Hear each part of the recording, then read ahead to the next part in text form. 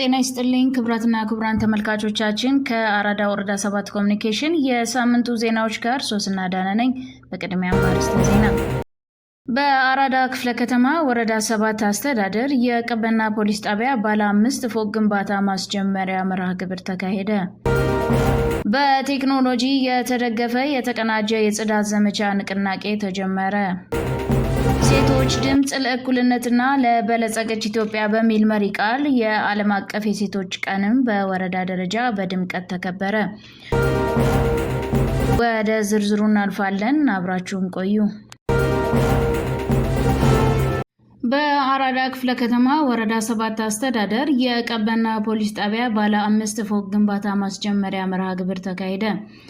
የግንባታ ማስጀመሪያ መርሃ ግብሩ ላይ የከተማ የክፍለ ከተማና የወረዳ አመራሮች ባለድርሻ አካላትና የአካባቢው ነዋሪዎች በተገኙበት የተጀመረው ባለ 5 ፎቅ የቀበና የፖሊስ ጣቢያ ግንባታ ህብረተሰቡን ደህንነት በማስጠበቅ ረገድ ከፍተኛ አስተዋጽኦ እንዳለው የተገለጸ ሲሆን በግንባታ ማስጀመሪያው ላይ ተገኝተው መልእክት ያስተላለፉት የአዲስ አበባ ከተማ አስተዳደር ፖሊስ ጠቅላይ መምሪያ ኃላፊ ኮሚሽነር ጌቱ አራጋው መንግስት የጸጥታ ስራውን ውጤታማ ለማድረግና የተሻለ አገልግሎት አሰጣጥ እንዲኖር ለማድረግ በየተቋማቱ የሪፎርም ስራዎችን ሲሰራ መቆየቱን ገልጸው በዛሬው ዕለት የተጀመረውን የፖሊስ ጣቢያ ግንባታ የተሻለ አገልግሎት ለመስጠት ታስቦ የተሰራ መሆኑን ተናግረዋል።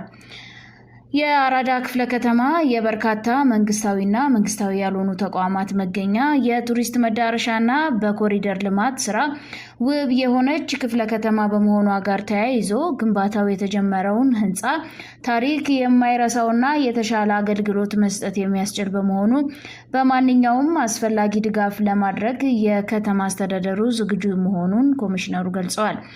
የአራዳ ክፍለ ከተማ አስተዳደር ዋና ስራ አስፈጻሚ አቶ ወንድሙ ኡመር ሰላም የሁሉም ነገር መሰረት መሆኑንና የሰላም ጉዳይ ከጸጥታ አካላት በተጨማሪ የሁሉም ማህበረሰብ የጋራ ጉዳይ መሆኑን ገልጸው የህንፃው መገንባት ፍትህ እንዲሰፍን ሰላም እንዲረጋገጥና ነዋሪው ተገቢውን አገልግሎት ለማግኘት የሚኖረው ሚና ከፍተኛ መሆኑን አስረድተዋል።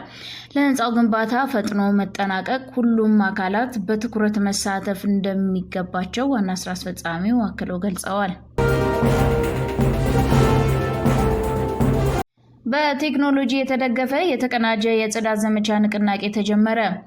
በአራዳ ክፍለ ከተማ ወረዳ 7 አስተዳደር መዲናችን አዲስ አበባን ስማርት ወይም ስሉጥ ከተማ ለማድረግ የሚታለሙ ተግባራትን ለማገዝ የሚያስችል የአንድ ማዕከል የጽዳት ዘመቻ ንቅናቄ በይፋ አስጀምሯል። የንቅናቄ መድረኩ በዋናነት የከተማዋን ጽዳትና ውበት ከመጠበቅ ባለፈ የአሰራር ስርዓቱን በቴክኖሎጂ በማዘመን ረገድ አዲስ ምዕራፍ እየከፈተ መሆኑ ተገልጿል። በመርሃ ግብሩ ላይ የተገኙት የወረዳ 7 ዋና ስራ አስፈጻሚ አቶ ፀሐይ ብርሃኑ እንደገለጹት የጽዳት ንቅናቄው የህብረተሰቡን ተሳትፎ ማዕከል ያደረገ መሆኑን ገልጸዋል።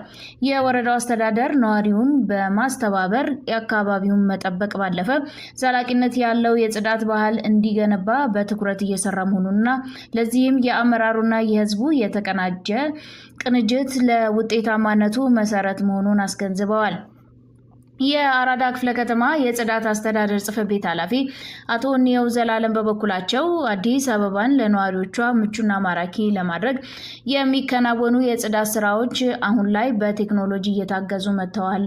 በመሆኑም ከተማዋን ወደ ስማርት ሲቲነት ለመቀየር የሚደረገው ጥረት ስኬታማ እንዲሆን የቤት ለቤት የቆሻሻ ልየታ ስራና የዘመናዊ አሰራር ትግበራ ወሳኝ መሆናቸውን ገልጸዋል። በመጨረሻም የወረዳው የጽዳት አስተዳደር ጽሕፈት ቤት ኃላፊ ወይዘሮ ጸገነት ጥበቡ ስለ ስራው ዝርዝር ማብራሪያ ሲሰጡ የጽዳት አስተዳደር ተግባር ከመቼውም ጊዜ በላይ እየዘመነ መምጣቱን በመግለጽ ስለ ጽዳት ግንዛቤ የሚሰጥ ከህብረተሰቡ አስተያየት የሚቀበልና የህብረተሰቡን ተሳትፎ የሚያሳይ የኪውአር ኮድ የማስተዋወቅና ወደ ስራ የማስገባት ተግባር መከናወኑን ገልጸዋል። ይህ አሰራር ነዋሪው በአካባቢው ያለውን የጽዳት ሁኔታ በቀላሉ እንዲከታተልና ግብረ መልስ እንዲሰጥ የሚያስችል ዘመናዊ አሰራር መሆኑን አመላክተዋል።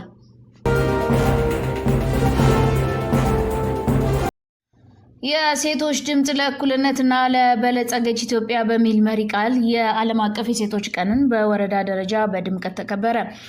በአራዳ ክፍለ ከተማ ወረዳ 7 አስተዳደር ሴቶች ህጻናት ማህበራዊ ጉዳይ ጽሕፈት ቤት አስተባባሪነት በዓለም ለ115ኛ ጊዜ በሀገራችን ደግሞ ለ50ኛ ጊዜ የሚከበረውን የዓለም አቀፍ የሴቶች ቀንን በዓልን አስመልክቶ የሴቶች ድምጽ ለእኩልነትና ለበለጸገች ኢትዮጵያ በሚል መሪ ቃል በታላቅ ድምቀት ተከብሯል።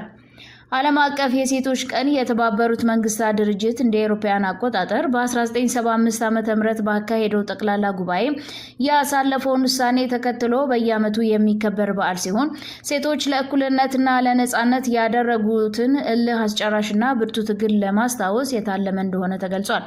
በዕለቱም በከተማው ውስጥ የሴቶችን ተሳትፎና ተጠቃሚነት በማሳደግና በሴቶች የተመዘገቡ ድሎችን በማጠናከር በኢኮኖሚያዊና ማህበራዊ ዘርፎች ተጠቃሚነትን ከማረጋገጥ አንጻር የተመዘገቡ ውጤቶችን በሰነድ ቀርቦ ሰፊ ውይይት ተደርጎባቸዋል።